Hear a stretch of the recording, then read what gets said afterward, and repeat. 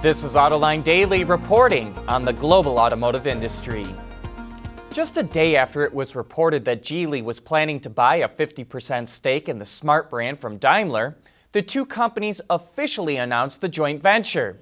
The automakers will develop a new generation of electric Smart models for global markets that will be assembled at a purpose-built electric car factory in China starting in 2022.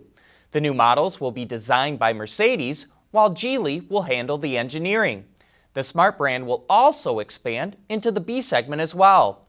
The board of directors of the new joint venture will be made up of 6 executives, 3 from Geely and 3 from Daimler. Financial terms of the deal were not disclosed, but the companies expect the deal to be finalized by the end of the year. Last year, Ford announced it's pretty much abandoning the passenger car market in the U.S., and now it's doing the same in Russia. The automaker announced it's closing 2 assembly plants and an engine factory and will focus on building transit vans in the country instead.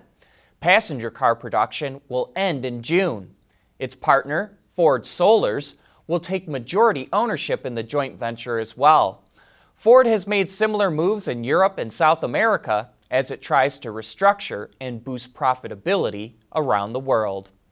And in other Ford news, we have some more details about its alliance with Volkswagen. The German automaker revealed that it's in talks to take a stake in Argo, Ford's self-driving unit, and the two companies have signed a deal to develop a pickup truck that will be a successor to VW's Amarok pickup. The automakers have been in talks since last year about jointly developing commercial vehicles and new technology.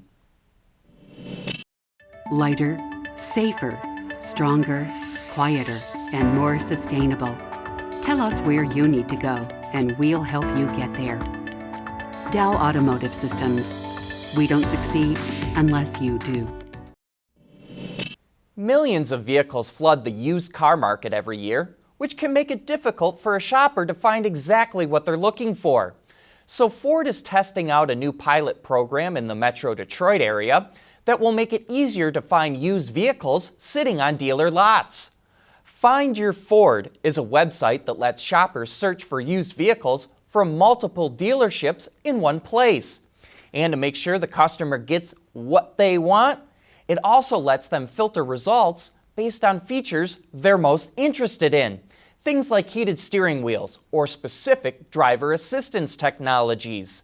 Ford says it's exploring the possibility to expand to more dealerships and other markets.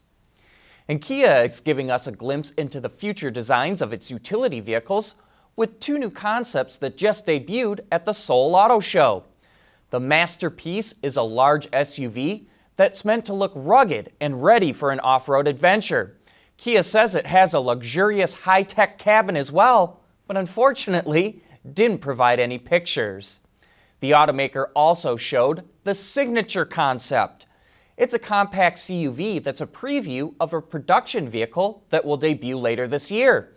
The concept already looks pretty production ready to us, so we don't expect styling to change all that much. We asked you to share your thoughts on Rivian. We'll share those right after this. Autoline Daily is brought to you by Bridgestone Tires, your journey, our passion, and by Dow Automotive Systems, advanced materials that deliver better results. Last week, we asked you to phone in and tell us what you think of the electric startup Rivian, whether or not it can survive long term or if it's just a flash in the pan.